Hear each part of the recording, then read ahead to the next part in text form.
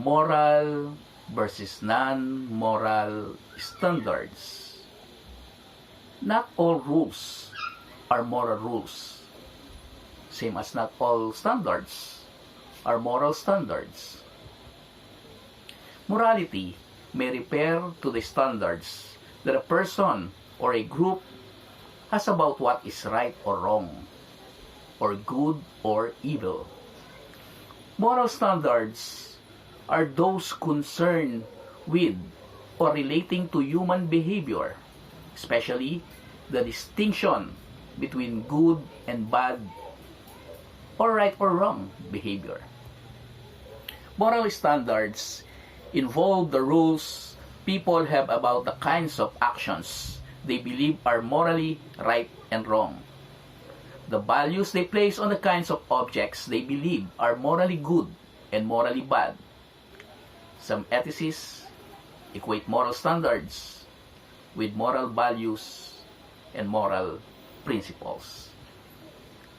Non-moral standards refer to rules that are unrelated to moral or ethical considerations. Either the standards are not necessarily linked to morality or by nature lack ethical sense. Basic examples of non-moral standards includes rules of etiquette, fashion standards, rules in games, and various house rules. Technically, religious rules, some traditions, and legal statutes, laws, and ordinances are non-moral principle, though they can be ethically relevant depending on some factors and context. Characteristics of moral standards further differentiate them from non-moral standards. A. Moral standards involve serious wrongs or significant benefit. B. Moral standards ought to be prepared to other values. C. Moral standards are not established by authority figures. D. Moral standards have the trait of universalizability. E. Moral standards are based on impartial considerations. F. Moral standards are associated with special emotions and vocabulary. A. Moral standards involve serious wrongs or significant benefits. Deal with matters which can seriously impact, that is, injure or benefit human beings. It is not the case with many non-moral standards. For instance, following or violating some basketball rules may matter in basketball games, but not necessarily affects one's life or well-being. B. Moral standards ought to be prepared to other values. Moral standards have overriding character or hegemonic authority. If a moral standard states that a person has the moral obligation to do something, then he or she is supposed to do that even if it conflicts with other non-moral standards and even with self-interest. Moral standards are not the only rules or principles in society, but take precedence over the considerations, including aesthetic, prudential, and even legal ones.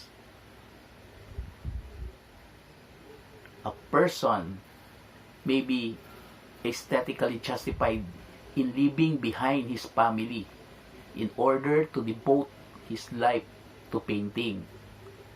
But morally, all things considered, he or she probably was not justified. It may be prudent to lie to save one's dignity, but it's probably morally wrong to do so. When a particular law becomes seriously immoral, it may be people's moral duty to exercise civil disobedience. There is a general moral duty to obey the law, but there may become a time when the justice of an evil law is unbearable and thus calls for illegal but moral non-cooperation, such as antebellum laws calling for citizens to return slaves to their owners. C. Moral standards are not established by authority figures. Moral standards are not invented, formed, or generated by authority bodies or persons such as nations, legislative bodies. Ideally, instead, these values ought to be considered in the process of making laws.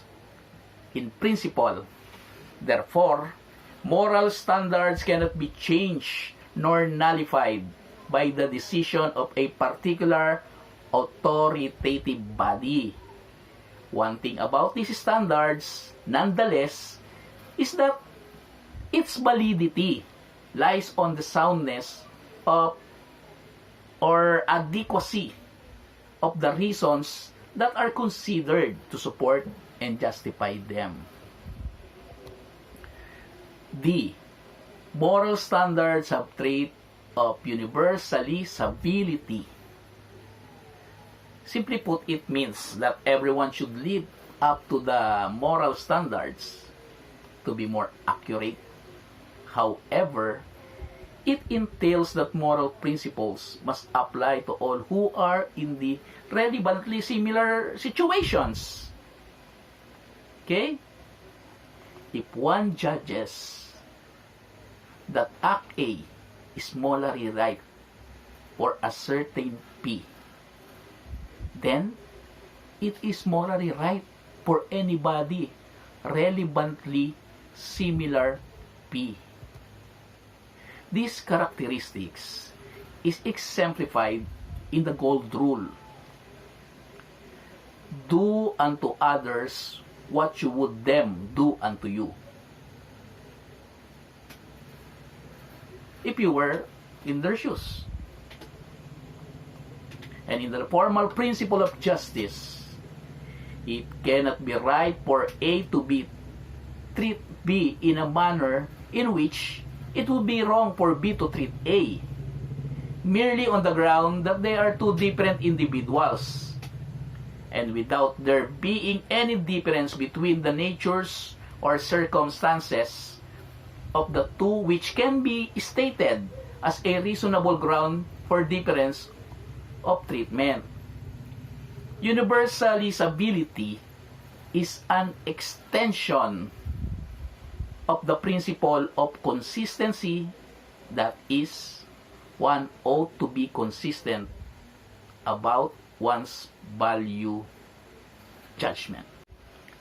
E. Moral standards are based on impartial considerations. Moral standards does not evaluate standards on the basis of the interest of a certain person or group, but one that goes beyond personal interests to a universal standpoint in which each person's interests are impartially counted as equal. Impartiality is usually depicted as being free of bias or prejudice. Impartiality in morality requires that we give equal or adequate consideration to the interests of all concerned parties. F. Moral standards are associated with special emotions and vocabulary. Prescriptivity indicates the practical or action guiding nature of moral standards. These moral standards are generally put forth as an injunction or imperatives, such as Do not kill. Do no unnecessary harm. Love your neighbor. These principles are proposed for use to advise and to influence to action. Retroactively, this feature is used to evaluate behavior, to assign praise and blame, and to produce feelings of satisfaction or of guilt. If a person violates a moral standard by telling a lie, even to fulfill a special purpose, it is not surprising if he or she starts feeling guilty or being ashamed of his or her behavior afterwards. On the contrary, not much guilt is felt if one goes against the current fashion trend.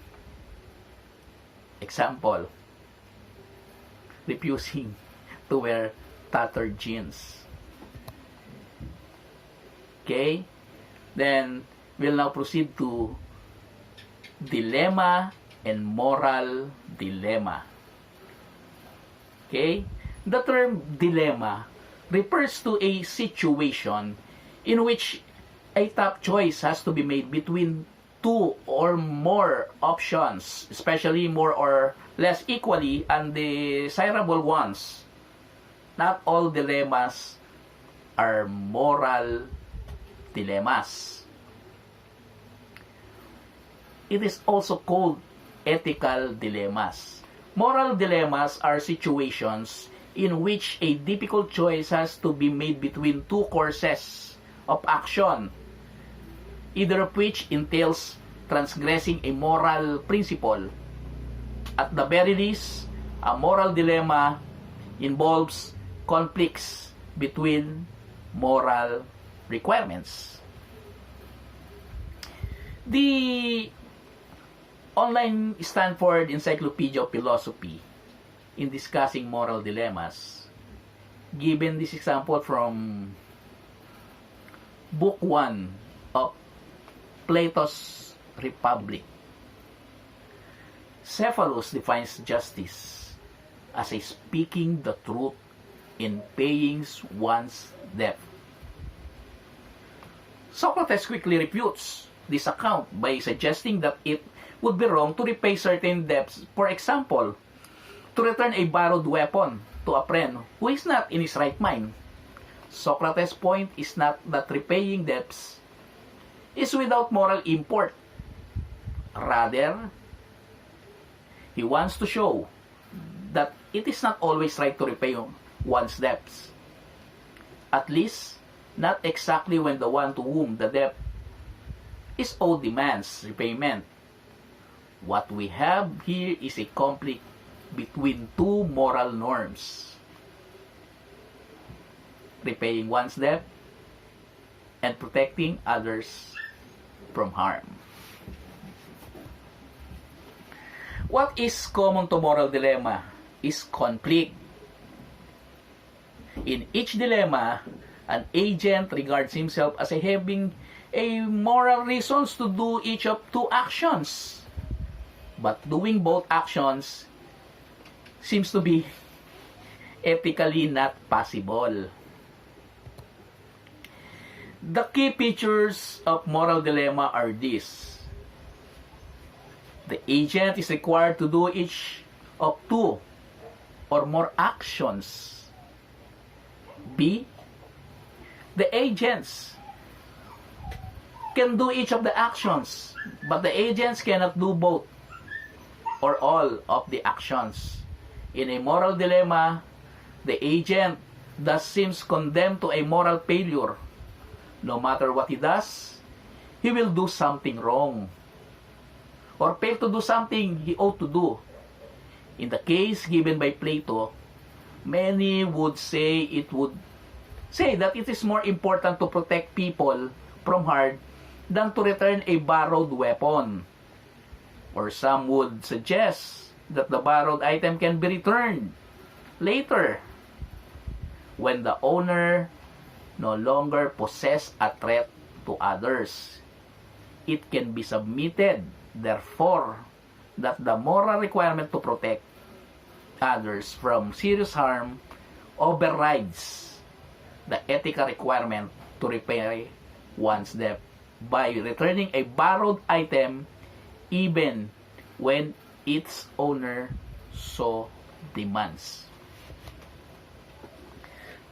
Some ethicists propose that when one of the conflicting moral requirements overrides the other, the case is not genuine.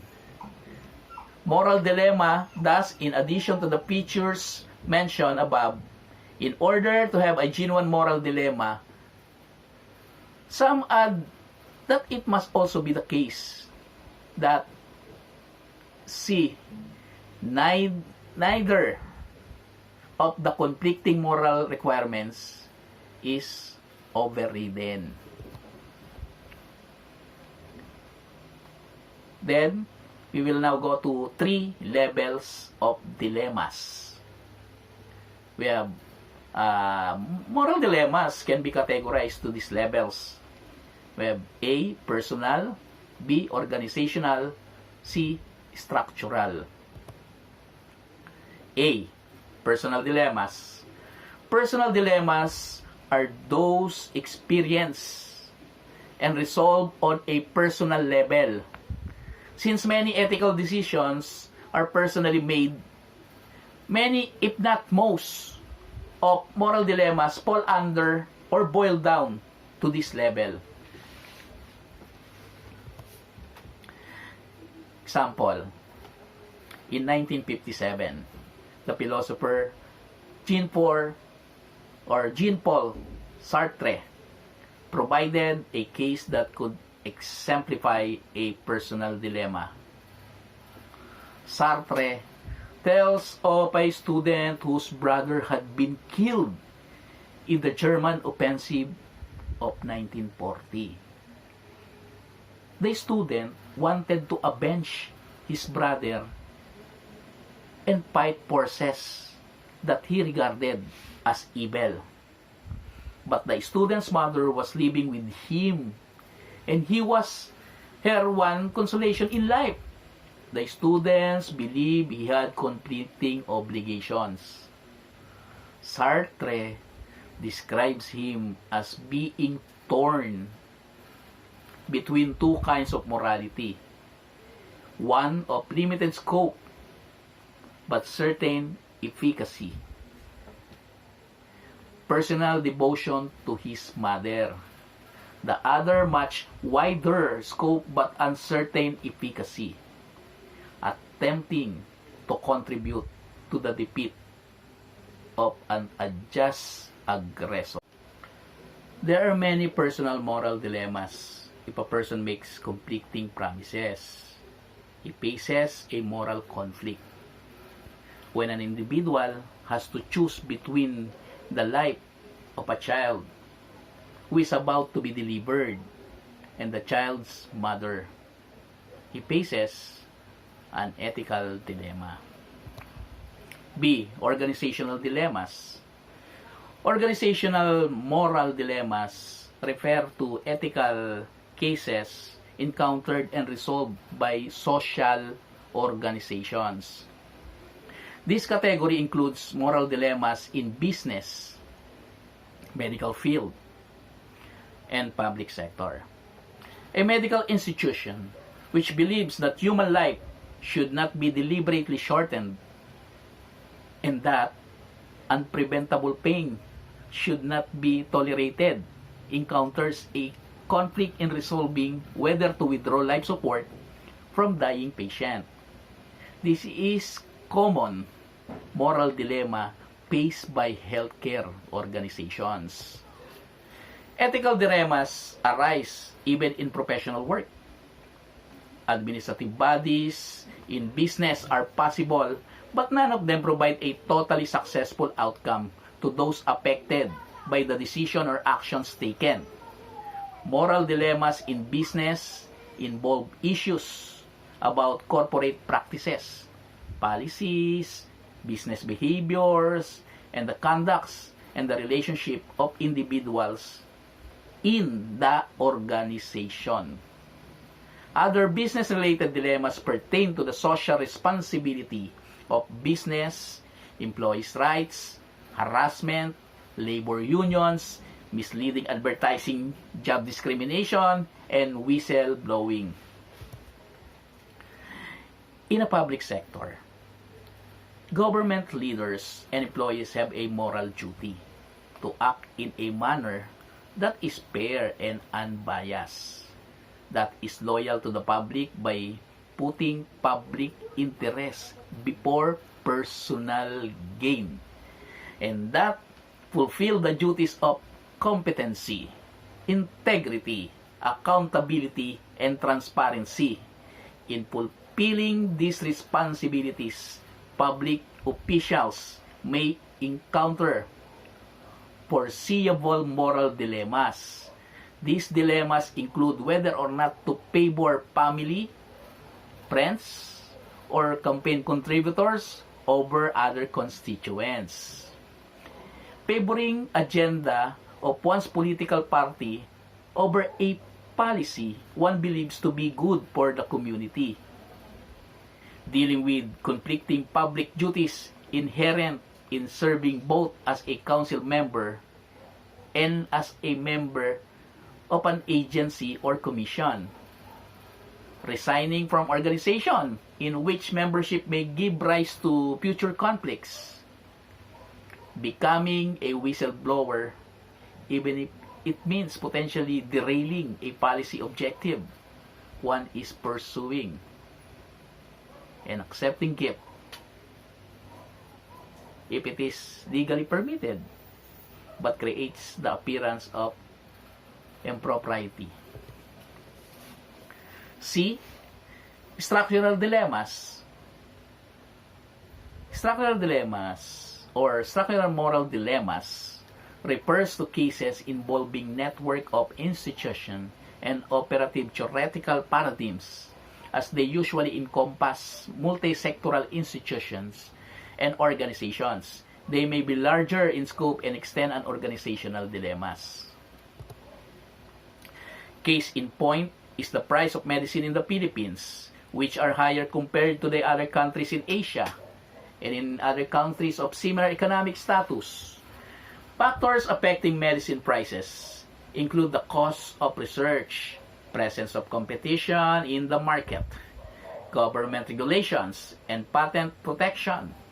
Institutions concerned may want to lower the cost of medicine, thereby benefiting the Filipino public. But such a move may ruin the interests or legal rights of the involved researchers, inventors, or discoverers, and pharmaceutical companies which own the patent of the medicine or healthcare technologies. Another case which is structural in nature is that of universal healthcare or the UHC. Locally applied, it is called kalusugan pangkalahatan. It is the provision to every Filipino of the highest possible quality of healthcare that is accessible, efficient, equitably distributed, adequately funded, fairly financed, and appropriately used by an informed and empowered public. As a government mandate, it intends to ensure that every Filipino shall receive affordable and quality health benefits by ideally providing adequate resources, human resources, health facilities, and health financing. Concerning this program, health financing is first and foremost a big issue. Government could set aside bigger budget for health or the implementation of this provision. But then, this would mean cutting down allocations on other sectors, such as education or public works. That's all. Thank you and good day.